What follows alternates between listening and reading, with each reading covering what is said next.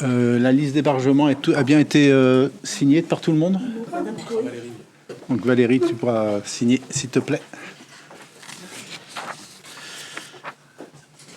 Donc les pouvoirs. Donc Annabelle Bâtard-Chevrel a donné un pouvoir à David Burneau. Edwige Bourrasso a donné un pouvoir à Nadine Roblin. Jean-Claude Charrier a donné pouvoir à Patricia Elias.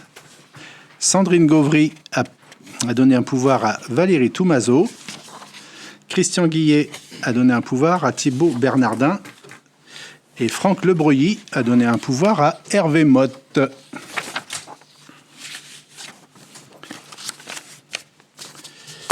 Donc le secrétaire de séance sera Thibaut Bernardin, d'ordre alphabétique.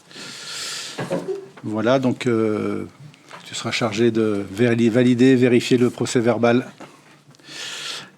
Et est-ce que vous avez des remarques sur le procès-verbal du précédent conseil municipal? Aucune? Donc il est validé. Merci.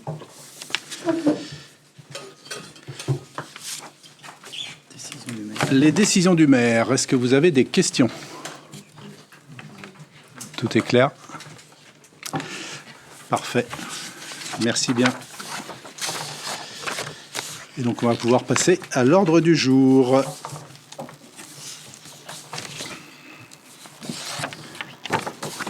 Première délibération sur le renouvellement des dispositifs d'aide financière pour l'équipement des récupérateurs d'eau de pluie. Je vais passer la parole à Thibaut Bernardin qui va nous présenter la délibération.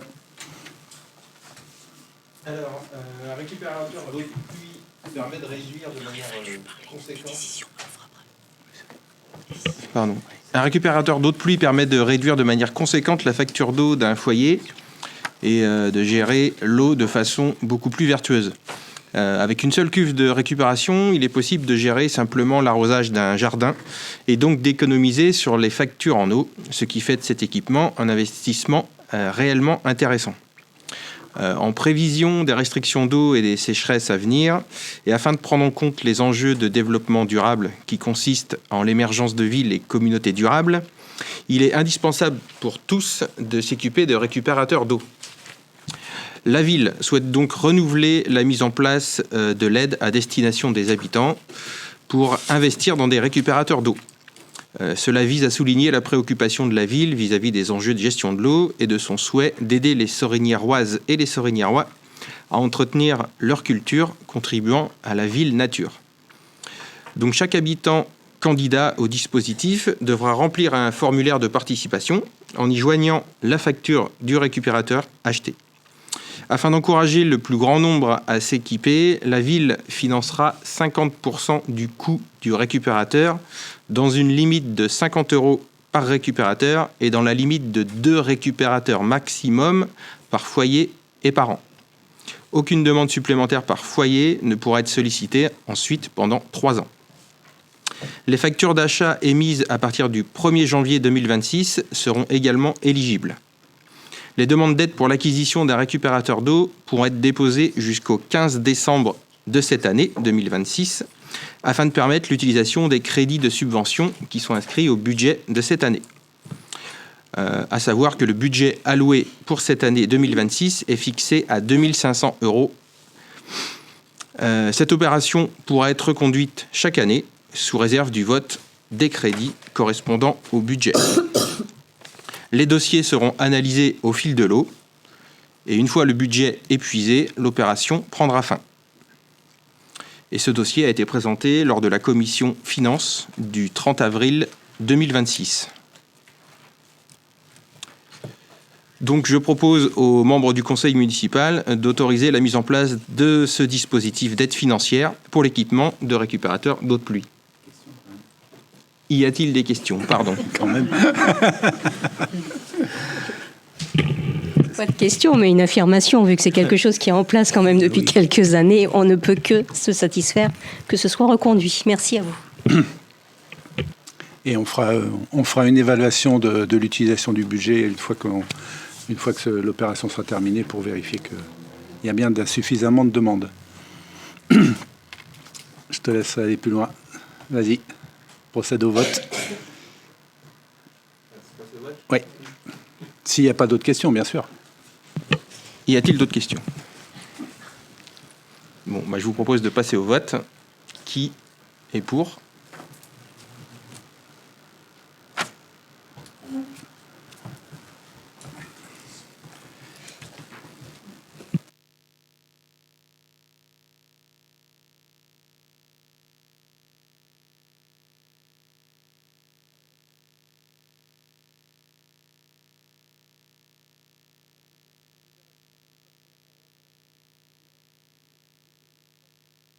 Pardon. Je passais la parole à Daniel Caillon sur le sujet de l'octroi de la garantie annuelle à l'agence France Locale. L'agence France Locale, qui est une banque publique de développement, a été fondée en 2013 pour répondre durablement aux besoins de financement des collectivités françaises et soutenir l'investissement public. Les collectivités locales peuvent en devenir actionnaires et l'agence France Locale ne peut prêter qu'à ses actionnaires. L'adhésion de la collectivité depuis 2016 permet de diversifier ses modes de financement, de sécuriser l'accès à la liquidité, d'optimiser le coût du financement via l'efficacité de marché obligataire et le poids de la mutualisation. Le vote d'une délibération de garantie annuelle est une condition suspensive à la signature de tout prêt auprès de l'AFL. Toutefois, ce vote n'impose aucunement à la collectivité de signer un financement lors de l'année 2026 auprès de l'AFL. Il s'agit d'une délibération cadre qui prépare les éventuelles signatures de financement auprès de l'AFL sans présager de ceci. Il est précisé que l'AFL décline ses engagements et ses valeurs à travers une charte éthique. Ainsi, il est précisé qu'elle ne finance ni les énergies fossiles, ni les armes, et qu'elle s'engage pleinement en faveur du développement durable. Ce dossier a été présenté à la Commission Finances du 30 avril 2026. Ce que je peux peut-être rajouter, c'est que le contexte de création du groupe Agence France Locale s'est fait consécutivement à la crise financière des subprimes qui a eu lieu sur la fin des années 2000, c'est-à-dire 2008-2009. Et qu'à cette époque-là, l'accès au crédit était une chose très compliquée pour les collectivités, mais pas que, pour les entreprises aussi. Et je ne parle même pas des particuliers, puisque ça pouvait être assez cata quant à avoir ne serait-ce que la mise en place d'un prêt immobilier. On est passé à travers tout ça à l'époque, mais donc une loi a été votée pour justement sécuriser l'accès au crédit auprès des collectivités. Donc en fait, c'est une banque qui a été créée pour les collectivités. Donc, ça a été créé pour sécuriser le financement des investissements locaux, réduire la dépendance des collectivités aux banques commerciales et développer un modèle coopératif public fondé sur la solidarité entre les collectivités. Donc les Sorinières a été adhérent assez rapidement à l'AFL, puisque création de la banque d'investissement, enfin la banque de financement public, en 2013, et les Sorinières adhèrent en 2016. On est actionnaire de groupe AFL-FT. En fait, il y a trois entités exactement dans ce groupe. Et donc, ce qu'il est demandé, c'est qu'on accepte d'être actionné en cas de défaillance pour couvrir au bénéfice des investisseurs. Il faut savoir que l'AFL va collecter de l'argent auprès des investisseurs, donc il lance des emprunts obligataires et il rémunère effectivement ces emprunts obligataires. Et de l'autre côté, l'AFL prête aux collectivités qui en font la demande. Les investisseurs demandent à être sécurisés des fonds, des créances qu'ils mettent à disposition de l'AFL. Ils demandent à être sécurisés et il faut que chacune des collectivités qui est actionnaire du groupe AFL émette une garantie à première demande pour sécuriser les investisseurs. Donc ça peut paraître un peu compliqué comme ça, mais c'est assez logique juridiquement qu'ils viennent appréhender la signature des Sorinières. Et il y a une mutualisation finalement du risque de défaut à l'intérieur de l'AFL. Aujourd'hui, l'Assemblée générale de l'AFL a lieu la semaine prochaine. Il faut savoir simplement, c'est que l'AFL a une notation, ce qu'on appelle rating en termes de financier, et a une notation d'excellence. Il y a une gestion du bilan et de l'activité de l'AFL qui est plutôt vertueuse. Et aujourd'hui, il y a 1271 collectivités qui sont adhérentes au 31 décembre 2025 et 227 sont venues en plus grossir les rangs des actionnaires. À chaque fois qu'il y a de nouvelles collectivités qui rentrent autour de table du groupe AFL-FT, eh bien, ça se procède par augmentation de capital. C'est un effectif de 40 personnes et aujourd'hui, ils sont preneurs de leur siège social à Lyon. Via un VFA ils achètent en VFA les bureaux à Lyon. Donc voilà, je suis prêt à répondre à des compléments d'infos si vous le souhaitez. Donc, les Sorinières est engagé au titre des encours de crédit qui sont faits. Dans l'absolu, si on ne sollicite plus du tout l'AFL, en fait, l'engagement, il diminue avec le temps vis-à-vis de l'AFL. Donc, ce qu'on nous demande, c'est d'être d'accord pour la délivrance de cette garantie, que nous ayons besoin ou pas d'emprunt en 2026. Donc, on installe simplement le cadre qui nous permet, si dans 3 mois, dans 6 mois, on a besoin d'aller souscrire un emprunt, le cadre sera là. C'est ce qu'on nous demande ce qu'on vous demande de voter ce soir.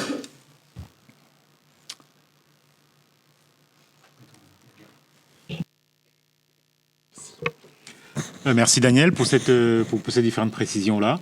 On ne peut que souscrire à ça puisque c'est une démarche dans laquelle on s'est engagé et on a adhéré dès le départ. Vu le bien que ça a apporté aux différentes collectivités et la garantie financière que ça nous accordait, puisque tout seul, on ne pouvait pas aller obtenir les mêmes crédits et avoir la même solidité financière. Donc nous ne pouvons qu'adhérer à continuer à adhérer, je veux dire, à cette garantie que nous avions souscrite précédemment. Merci. Merci de cette observation, Joseph. Il n'empêche pas moins que c'est pas parce qu'on installe ce cadre qu'il faudra qu'on passe par l'AFL. En fait, c'est quelque part un droit de tirage qu'on va chercher auprès de l'AFL, mais on peut aller chercher du financement auprès des banques commerciales sans aucune difficulté. La seule limite, c'est que la grille d'analyse des ratios financiers principaux de la commune rentre dans une note. Il y a une grille d'analyse et qu'on soit à l'intérieur de cette note. En fait, c'est une échelle d'évaluation de 1 à 7. Il faut être à l'intérieur de 5. Ok, si je peux me permettre, en fait, oui, dans la commune, nous avons des crédits dans d'autres banques qui n'étaient pas celles-là.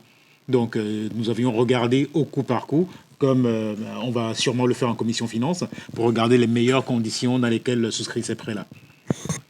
Merci, Daniel. Est-ce qu'il y a d'autres questions? Vas-y. Je vous propose de passer au vote. Qui est pour? Je vous remercie. Troisième point à l'ordre du jour, l'actualisation de la taxe locale pour la publicité extérieure de 2027. Et je passe la parole à Yannick Joubert sur ce sujet-là. Je précise que les tarifs maximaux de la taxe sur la publicité extérieure, la TPE, doivent être adoptés avant le 1er juillet de chaque année. Ces tarifs sont relevés chaque année dans une proportion égale au taux de croissance de l'indice des prix à la consommation hors tabac. De la pénultière année, le taux de variation de l'indice des prix à la consommation hors tabac en France est de plus 0,9% pour 2025, source INSEE. Il est également précisé que le tarif de référence majoré pour la TLPE 2027 est désormais de 25 € le mètre carré, sachant que l'ancien tarif était de 24,80 € au mètre carré. Aussi, je propose de fixer les tarifs maximaux suivants à compter du 1er janvier 2027. S'agissant des enseignes, les établissements dont la superficie cumulée des enseignes, autre que celle scellée au sol, est inférieure ou égale à 12 mètres carrés, sont concernés par une exonération en application de l'article L. 454-66 du Code des impositions sur les biens et services, CIBS. 50,10 € le mètre carré lorsque la somme des superficies taxables est comprise entre 12 mètres carrés et 50 mètres carrés, sachant que l'ancien tarif était de 49,70 € le mètre carré. 100,40 € le mètre carré lorsque la somme des superficies est supérieure à 50 mètres carrés. L'ancien tarif était de 99,50 € le mètre carré. 25 € le mètre carré lorsque les enseignes scellées au sol d'une superficie taxable comprise entre 7 mètres et 12 mètres carrés. L'ancien tarif, 24,80 € du mètre carré. S'agissant des dispositifs publicitaires et des préenseignes, 25 € pour les supports non numériques, dont la surface est supérieure ou égale à 50 mètres carrés. L'ancien tarif était de 24,80 € le mètre carré. 50,10 € le mètre carré pour les supports non numériques, dont la surface est supérieure à 50 mètres carrés. L'ancien tarif était de 49,70 € le mètre carré. 75,40 € le mètre carré pour les supports numériques dont la surface est supérieure ou égale à 50 mètres carrés, sachant que l'ancien tarif était de 74,70 € le mètre carré. Et pour terminer, 148,80 € le mètre carré pour les supports numériques dont la surface est supérieure à 50 mètres carrés. L'ancien tarif était de 147,50 € le mètre carré. Donc c'est un dossier qui a été présenté à la Commission Finances du 30 avril 2026. Donc avez-vous des questions ?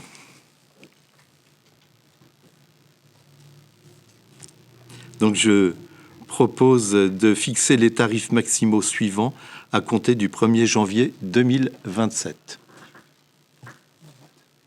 Alors, le vote, qui est pour ?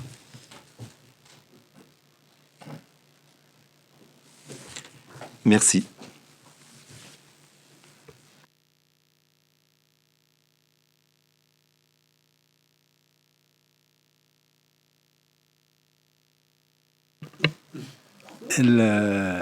Donc l'adoption des certains tarifs liés aux activités culturelles et sportives. Donc je passe la parole à Daniel Caillon à ce sujet-là.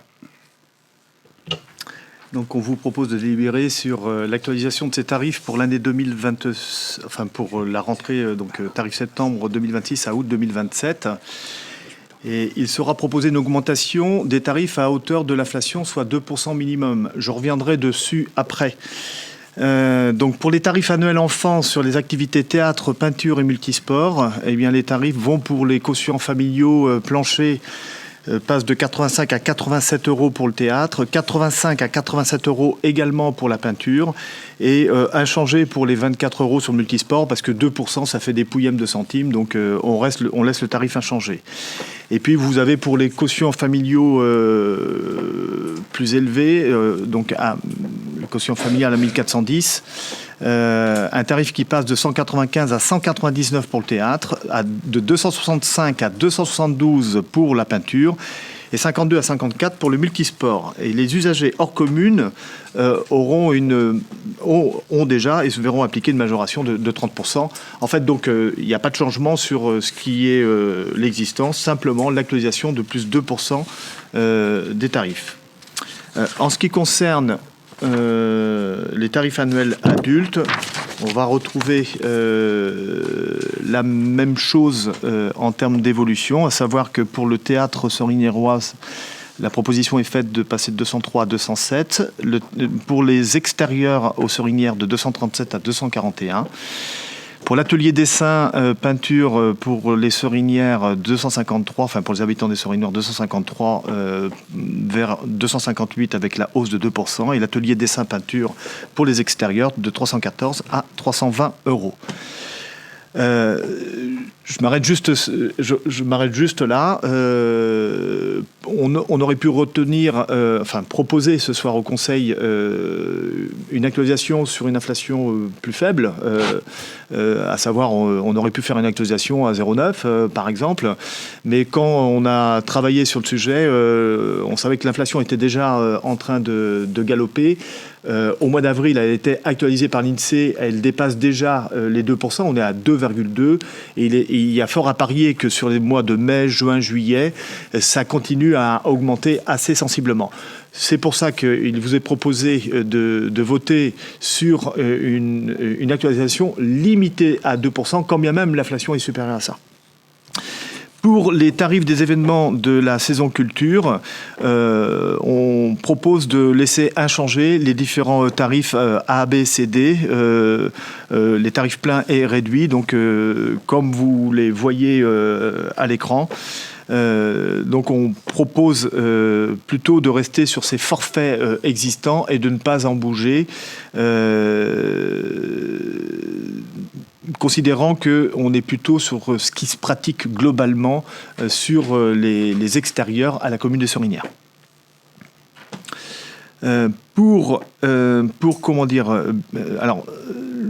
Il y a du tarif réduit, bien évidemment, renouvelé pour les moins de 18 ans, les étudiants, les demandeurs d'emploi, les personnes en situation de handicap et les bénéficiaires du RSA, et gratuité pour les inférieurs à 3 ans. En ce qui concerne la tarification horaire pour la mise à disposition des équipements sportifs de la commune à des associations extérieures à la commune, des comités, des fédérations, des organismes de formation, on propose de laisser inchangés ces tarifs. Terrain de football en herbe et synthétique, 20 €, salle sportive, 20 €, et autres terrains extérieurs, 15 €. Et puis pour les tarifications horaires pour la mise à disposition des équipements sportifs de la commune à des associations soriniéroises, on va dire c'est quasi 50% de moins, puisque les terrains de football en herbe et synthétique, 10,50 €, salle sportive, 10,50 € et autres terrains extérieurs, 7 €. Est-ce que vous avez des questions ?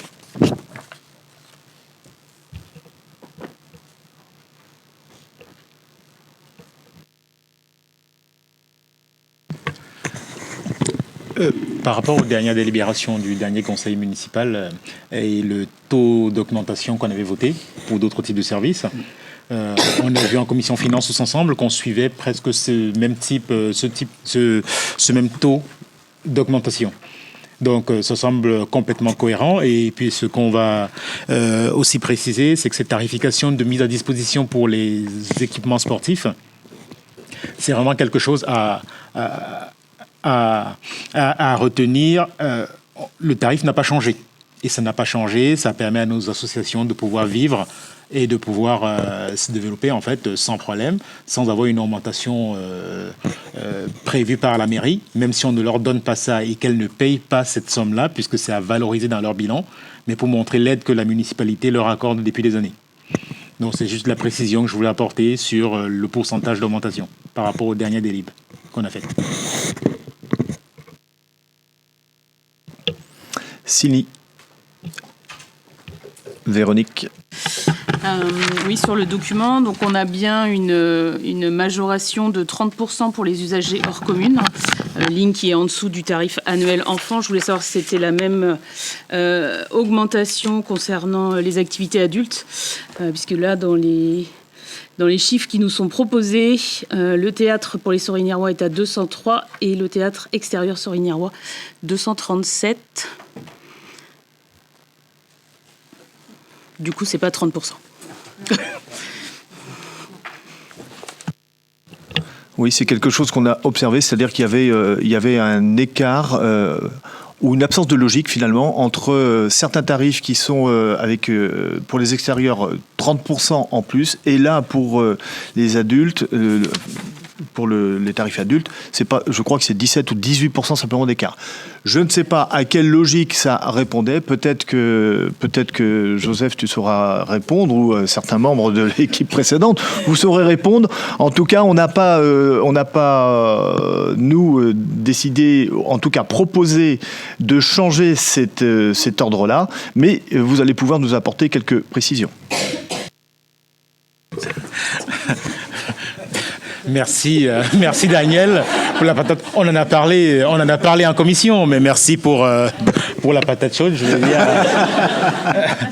on n'est pas en train de rejuger notre action précédente, mais en fait, quand ça a été fixé à l'époque, c'était parce que on regardait le nombre de Sorignérois qui participaient à ces activités-là entre les jeunes et les adultes. Comme on l'a vu aussi, je crois qu'on avait 1 ou 2 personnes seulement qui étaient de l'extérieur chez les jeunes. Par contre, chez les adultes, les frais qu'on engageait, que ce soit entre la culture, les autres activités, les ateliers de dessin, peinture et autres, et le théâtre, les frais engagés étaient différents et on n'en avait presque pas du tout. On n'avait même pas du tout à cette époque-là. Donc c'est pour ça que ça avait été fixé à 30%, pas pour faire fuir des personnes, mais parce qu'on n'en avait pas du tout, et puis c'était dissuasif à l'époque, mais les jeunes qui participaient, c'était resté assez modéré. C'est pour ça que ça avait été fait à l'époque. Bon, on avait quand même dit en commission qu'on verrait pour l'année prochaine. Oui, on avait dit en commission finance qu'on reverrait ça pour l'année prochaine, plus calmement. On aura le temps. On aura plus le temps. Y a-t-il d'autres remarques, questions ? On peut voir ça calmement, il n'y a pas de souci. Après, il y a un encadrement aussi de personnes à respecter dans chaque atelier. Et en fonction des demandes, vous verrez que la priorité va aller, enfin j'espère, va aller quand même sur les Sorignérois plutôt que sur l'extérieur. Non, mais c'est pour ça, pour les adultes, il y a le théâtre ou la peinture, je ne sais plus, à 16%, l'autre à 26% au lieu de 30%. Mais effectivement, il faut faire une logique. On peut. À la vitesse où les ateliers se remplissent, vous n'allez pas avoir beaucoup de gens de... Pardon. Tu peux éteindre ? Pardon. Merci. À la vitesse où ça se remplit les ateliers... Voilà, à la vitesse où les ateliers se remplissent, vous verrez que les Sorignérois vont vite s'accaparer, en tout cas, de s'inscrire. Oui, ben, je l'espère.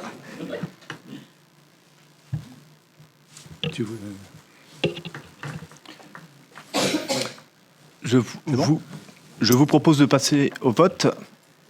Qui est pour ? Je vous remercie.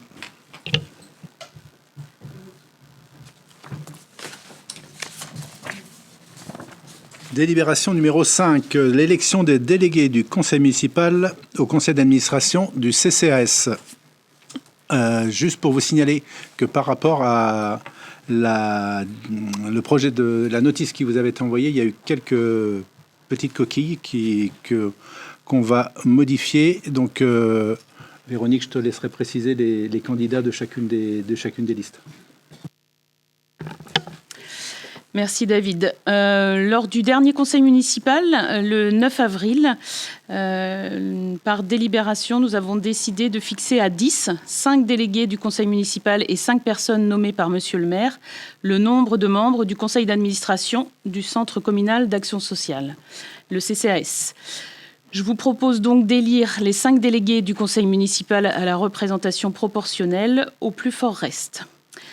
Monsieur Burneau donc propose la liste suivante. Madame Véronique Jean, Madame Hélène Aubin-Perchard, Madame Nadine Roblin, Monsieur Michael Landais et Monsieur Johan Guilbault. C'est ce qu'on vient de dire. Il y a eu des coquilles dans le compte-rendu que vous avez. Oui, non, celui-là n'a pas été changé. De même, je pense, Madame Elias, que vous...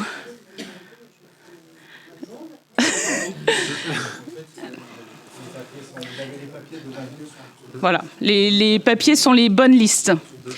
De même, je pense, Madame Elias, que vous êtes sur la liste également. Donc, Madame Elias propose la liste suivante. Madame Elias Patricia, Madame Sandrine Gauvry, Monsieur Joseph Silachom, Monsieur Jean-Claude Charrier, Madame Valérie Toumazeau. s'il y a des remarques, n'hésitez pas. J'ai repris, sachant ce qu'on s'était déjà dit. Voilà. C'est bon. Donc on va nommer 2 personnes qui vont... Donc le scrutin, c'est un scrutin à bulletin secret. Donc je propose qu'il y ait une personne de mon équipe, donc on va prendre la plus jeune, Maëlys par exemple, et qu'il y ait quelqu'un de ta liste, Patricia, Valérie. C'est pas moi, c'est Patricia. Hein. Oui. Voilà. Pour voter correctement, c'est pas Thomaso, mais c'est Toumaso. C'est T-H-O-U. Quitte à être Mazo.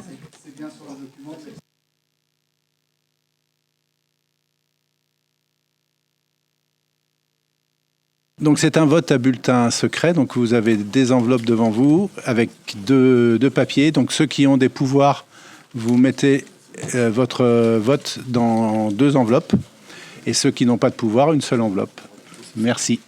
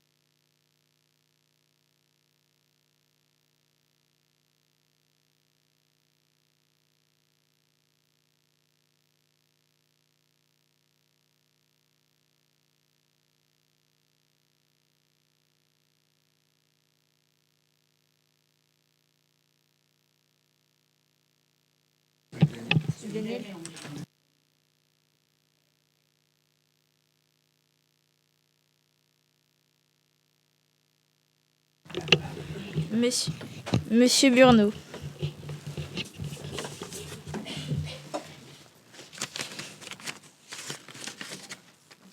Monsieur Burneau.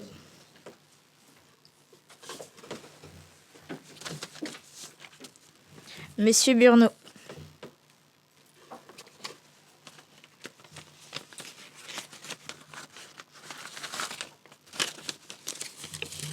Madame Elias.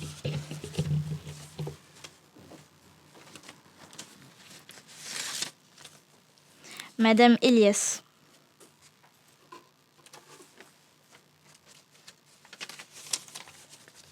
Madame Elias.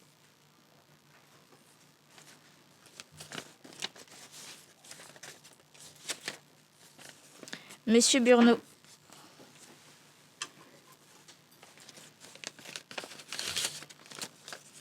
Monsieur Burneau.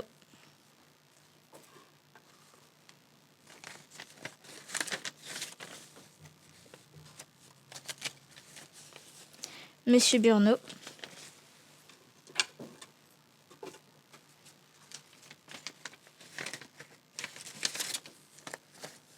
Monsieur Burneau.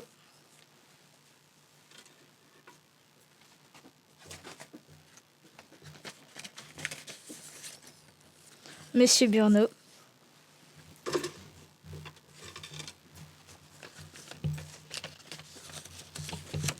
Monsieur Burneau.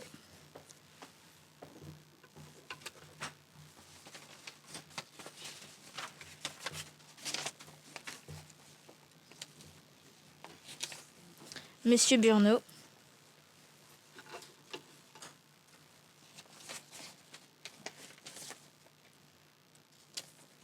Monsieur Burneau.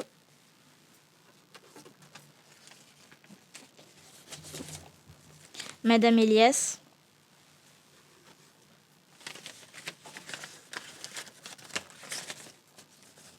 Madame Elias.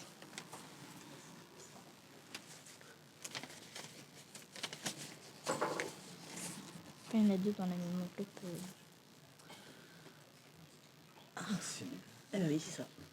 Il y a un bulletin nul. Oui. Un bulletin nul.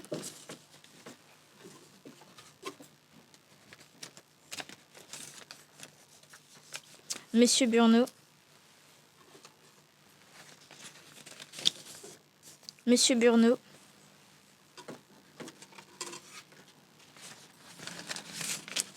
Monsieur Burneau.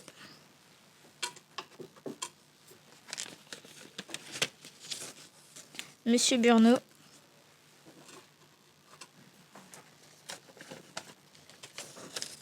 Monsieur Burneau.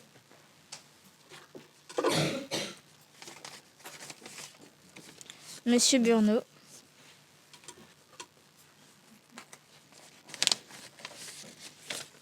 Monsieur Burneau.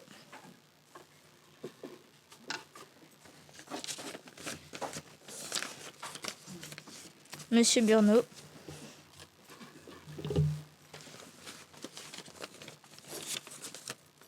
Monsieur Burneau.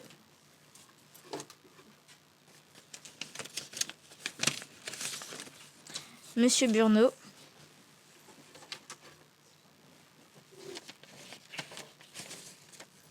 Monsieur Burneau. C'est fini. C'est bon, merci.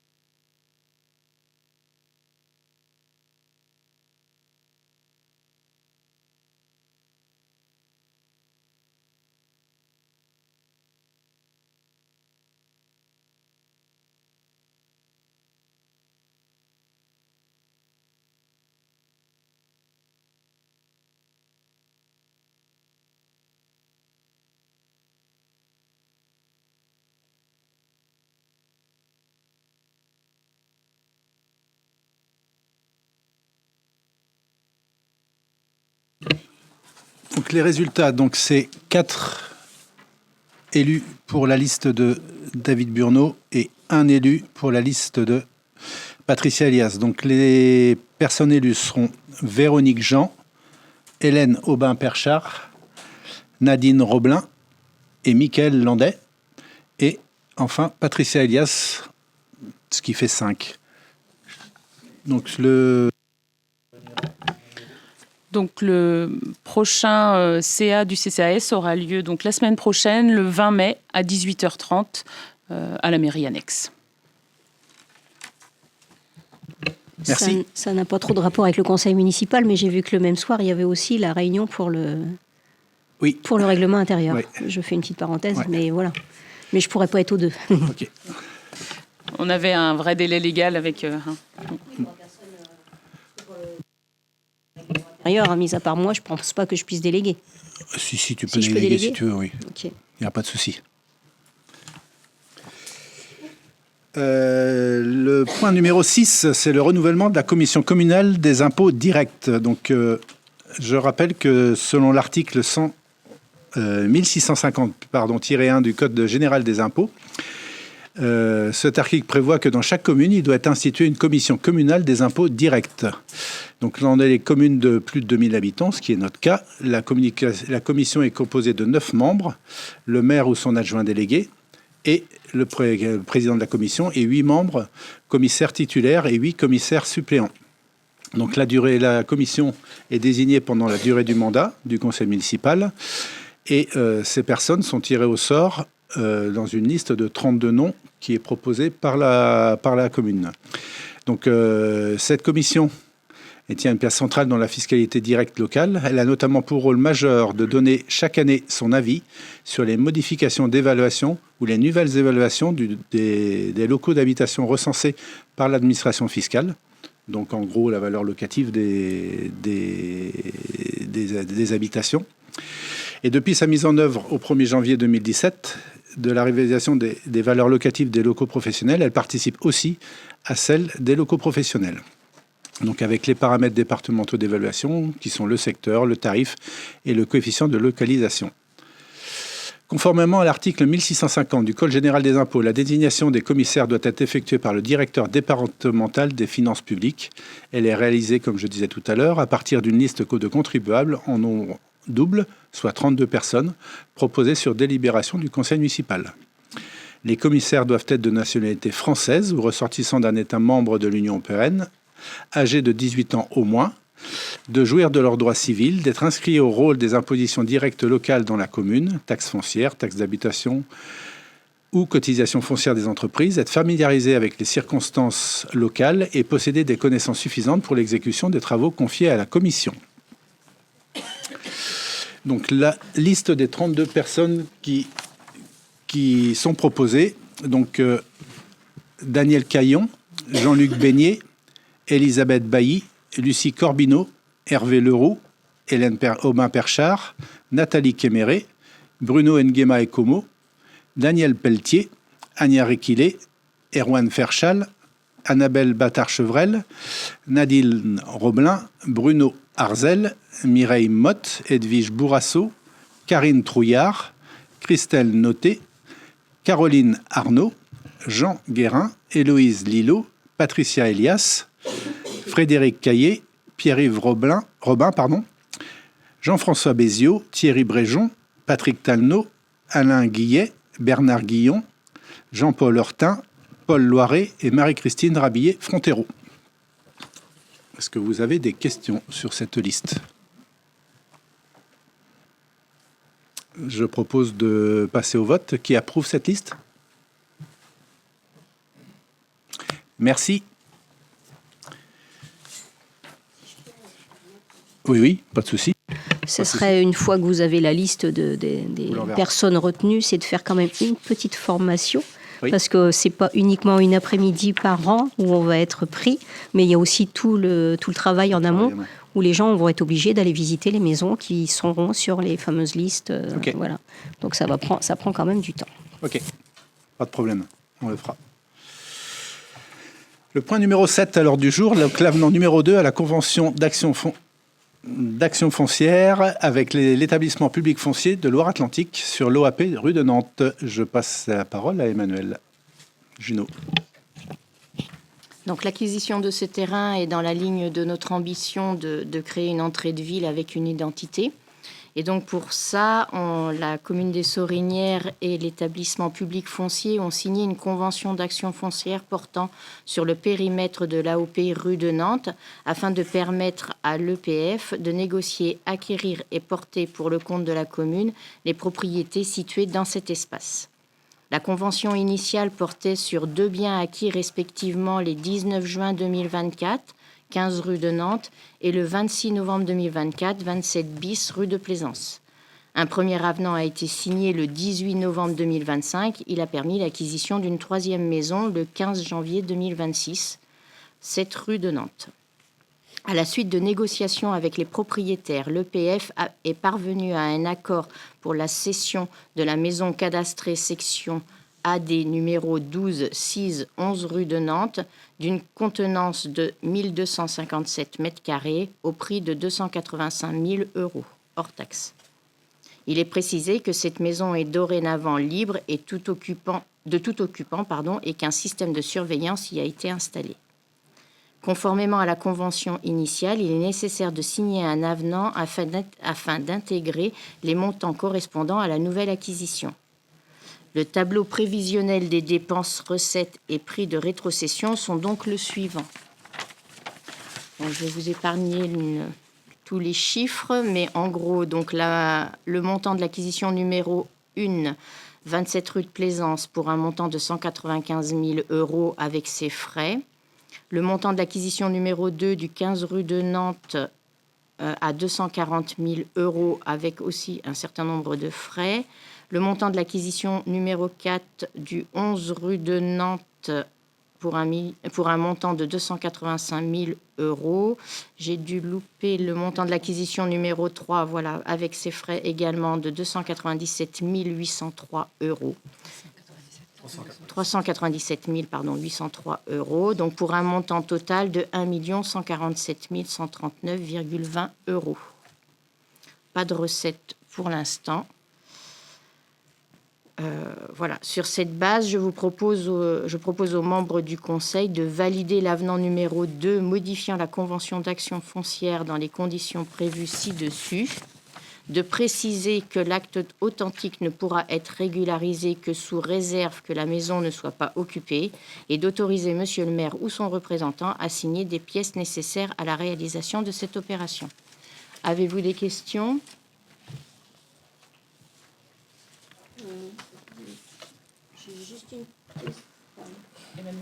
Ah, pardon. Ça va venir. J'ai juste une question concernant la première où il y a des frais d'agence. Et il n'y en a pas sur les autres. On a cherché à la vendre autrement, la rue de Plaisance. Enfin, indépendamment de... C'est pour l'acheter, ça. C'était pour l'acheter qu'on a, qu'on a eu ces frais. Il y a des frais d'agence sur celle-ci ? Oui. Là, c'est les frais, c'est les dépenses, donc c'est les frais qu'on a payés pour l'acheter. Le PF. Oui, ça, c'est sûr que c'est le PF. Mais c'est les frais, c'est l'opération d'achat.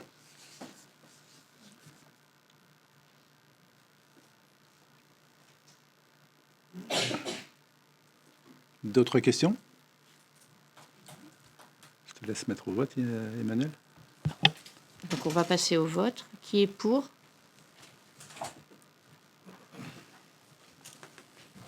Merci.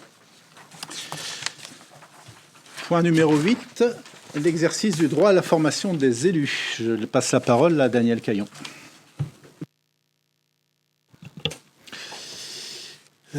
Donc, je vous informe que chaque élu local a le droit de bénéficier d'une formation adaptée à ses fonctions. Les dépenses de formation constituent pour le budget de la collectivité une dépense obligatoire et l'organisme de formation doit être agréé par le ministère de l'Intérieur pour la formation des élus locaux. Des demandes pourront être acceptées en cours d'année selon les crédits disponibles. Lors de la première année de mandat, une formation est obligatoirement organisée pour les élus ayant reçu une délégation. C'est la loi 2123-12 du Code général CT, je ne sais pas ce que ça veut dire. Voilà, merci. Je trouve qu'en cœur, c'est encore mieux. Lors de la première année de mandat, une formation est obligatoirement organisée pour les élus ayant, je viens de le dire, si toutes les demandes de formation ne peuvent pas être satisfaites au cours d'un exercice, priorité est donnée dans l'ordre suivant. Élu ayant délégation demandant une formation sur sa matière déléguée ou élu qui a exprimé son besoin de formation par ordre des demandes. Le conseil municipal doit donc, dans les 3 mois suivant son renouvellement, délibérer sur l'exercice du droit à la formation de ses membres. Il détermine les orientations et les crédits ouverts à ce titre. L'accès à la formation est érigé en un véritable droit et n'est pas limité à des fonctions spécifiques ou aux seuls membres d'une commission spécialisée. Modalité pour bénéficier du droit à la formation, recensement annuel des besoins en formation. Chaque élu choisit librement les formations qu'il entend suivre, qui doit être agréé par le ministère de l'Intérieur. L'information du maire s'effectuera par écrit et dans un souci d'optimisation. Les élus municipaux pourront envoyer leur demande par voie dématérialisée à l'adresse courriel qui s'affiche sous vos yeux. Vote des crédits. L'enveloppe allouée à la formation des élus sera évaluée chaque année en fonction des demandes présentées et inscrites au budget primitif, au compte 6535. La somme inscrite pourra être modifiée en cours d'exercice budgétaire par décision modificative. Participation à une action de formation et suivi des crédits. Chaque conseiller qui souhaite participer à un module de formation doit préalablement en avertir le maire. Le service ressources humaines engagera les crédits et vérifiera que l'enveloppe globale votée n'est pas consommée. Afin de faciliter l'étude du dossier, les conseillers devront accompagner leur demande des pièces justificatives nécessaires, objet, coût, lieu, date, durée, bulletin d'inscription, nom de l'organisme de formation. L'organisme dispensateur de formation doit être obligatoirement agréé par le ministère de l'Intérieur au titre de la formation des élus. Lorsque l'association départementale des maires est susceptible de délivrer le même module qu'un autre organisme agréé, elle est privilégiée en raison de sa proximité, de son antériorité, de ses compétences et de la forte connaissance dont elle jouit auprès des élus locaux. La prise en charge des frais. La commune est chargée de mandater l'organisme de formation pour régler les frais d'inscription et d'enseignement.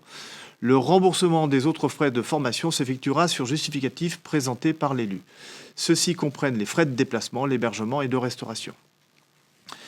Le montant de l'enveloppe pour 2026 est de 2400 €. C'est 2% des indemnités. Hein. Donc ça correspond à un budget de 2400 €. Donc ça veut dire que ça limite, on peut avoir des demandes, mais ça limite dans la priorisation qu'on peut avoir derrière. C'était juste une petite information complémentaire que je voulais informer. Vous donner. Est-ce que vous avez des questions ?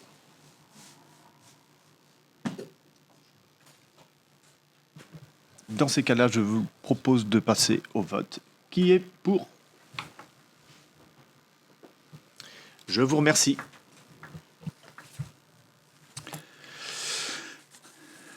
Délibération suivante, le renouvellement de la composition de la commission intercommunale des impôts directs. Donc pour faire simple, c'est la même chose que pour la commission communale, mais la commission intercommunale, c'est au niveau de la métropole.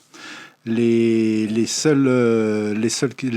éléments qui changent, c'est qu'elle est composée de 21 membres, donc 10 commissaires titulaires, 10 commissaires suppléants, et dans une liste de 40 contribuables. Et de notre côté, donc au niveau des Sorinières, on doit désigner un membre et un membre suppléant.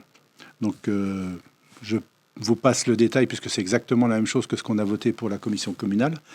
Et donc je vous propose de nommer Elisabeth Bailly en tant que membre titulaire et Jean-Luc Beignet en tant que membre suppléant pour être candidat à la commission intercommunale des impôts directs. Est-ce que vous avez des questions ?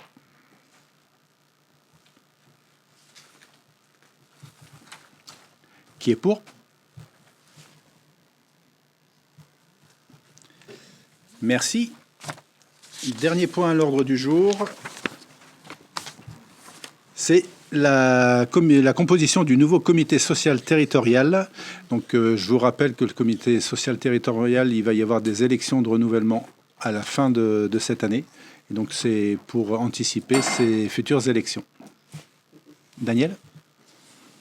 Oui, donc tout d'abord, rappeler que les élections professionnelles auront lieu le 10 décembre 2026, c'est l'arrêté du 2 juillet 2025. L'année 2026 va être marquée par l'organisation des élections des représentants du personnel pour différentes instances. Tout d'abord, les commissions administratives paritaires, donc un scrutin par catégorie. Simplement rappeler ici que la commission administrative paritaire, c'est une instance consultative composée en nombre égal de représentants de l'administration et de représentants du personnel élus pour 4 ans. Elle est consultée sur les questions relatives à la situation et à la carrière des agents publics titulaires. Ensuite, le comité social territorial, un scrutin, le CST est une instance de dialogue social issue de la fusion entre les comités techniques et les comités hygiène, sécurité et des conditions de travail, pour mémoire. Et enfin, la commission consultative paritaire, commune aux 3 catégories, un scrutin aussi. Son objet, c'est une instance consultative compétente pour connaître certaines décisions relatives à la situation individuelle des agents contractuels. Cette délibération vise notamment à déterminer la composition du nouveau CST des Sorinières. Cette composition du CST doit être délibérée par le conseil municipal 6 mois avant la date du scrutin, soit avant le 10 juin 2026. Conformément à l'article 30 du décret numéro 2021-571 du 10 mai 2021, cette délibération est prise après consultation des organisations syndicales, sous la forme d'une réunion d'information à laquelle l'organisation syndicale représentative locale a été conviée. Cette réunion s'est déroulée le 4 mai 2026 entre la direction des ressources humaines et les représentants du personnel de la mairie des Sorinières. Monsieur le maire propose aux membres du conseil municipal d'approuver cette composition du nouveau CST, de fixer le nombre de représentants titulaires du personnel à 3 et en nombre égal le nombre de représentants suppléants. Décider le maintien du paritarisme numérique en fixant un nombre de représentants de la collectivité égal à celui des représentants du personnel titulaire et suppléant. Ce nombre est fixé à 3. Et décider enfin le recueil par le CST de l'avis des représentants de la collectivité sur toutes les questions soumises pour avis au comité social territorial. Si vous avez des questions.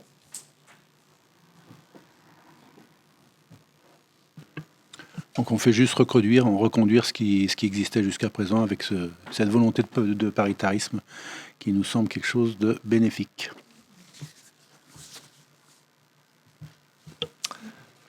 Nous allons procéder au vote. Qui est pour? Je vous remercie. L'ordre du jour est épuisé. Je vous précise juste que le prochain conseil municipal, pour des raisons d'agenda, il y avait un CCAS qui était prévu le même jour.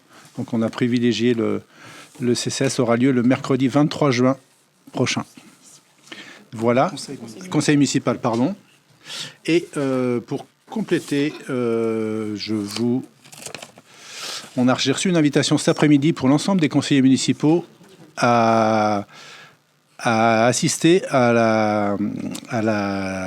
au concert annuel de Chœur Sérénade qui aura lieu le 30 mai prochain à 20h30 à l'église Saint-Vincent-de-Paul. Donc vous y êtes tous invités. Donc n'hésitez pas à y aller. Excuse-moi, c'est le 24 juin. 24 juin, oui. 24 juin, le conseil municipal. Oui, 24 juin, autant pour moi. Oui, il y a une le 23, il y a une commission. Oui. Non, mais c'est le 24 juin, c'est bien le mercredi. C'est bien le mercredi 24 juin. Le mercredi 24 juin. 24. Voilà. Merci à tous. Je vous souhaite une bonne soirée, un bon week-end de prolongé pour ceux qui le prennent. Et puis, on va aller ouvrir la cave pour vous désaltérer si vous le voulez. Merci.